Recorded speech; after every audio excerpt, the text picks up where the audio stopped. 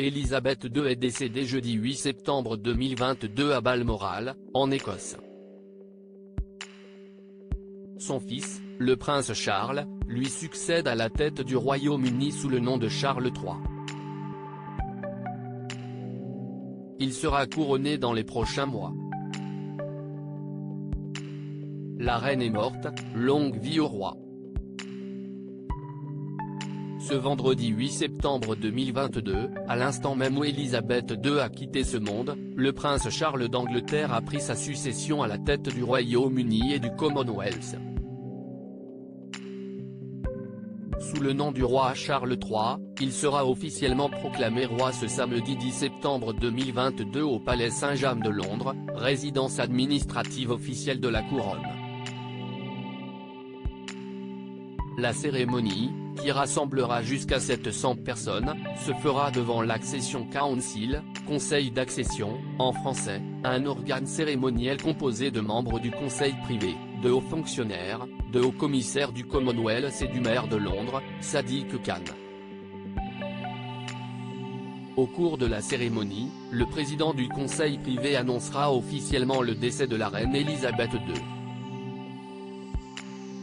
Viendra ensuite une proclamation pour remercier et féliciter la défunte monarque pour son service, mais aussi pour s'engager à soutenir son successeur.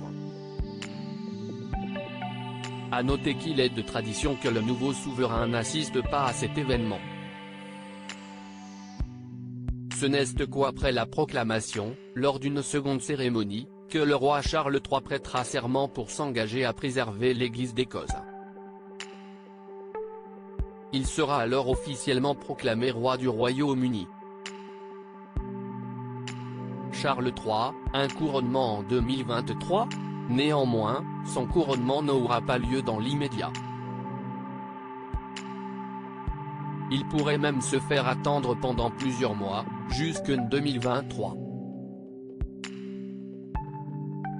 Il y a 70 ans, Élisabeth II avait été couronnée le 2 juin 1953, 16 mois après son accession au trône, le 6 février 1952. Son père, le roi George VI, avait quant à lui été reçu sa couronne le 12 mai 1937, 6 mois après avoir été officiellement proclamé roi, le 11 décembre 1936. Comme ce fut le cas pour tous les monarques britanniques ces 900 dernières années, le couronnement du roi Charles III aura lieu en l'abbaye de Westminster, à Londres, en présence de la famille royale et de plusieurs milliers d'invités.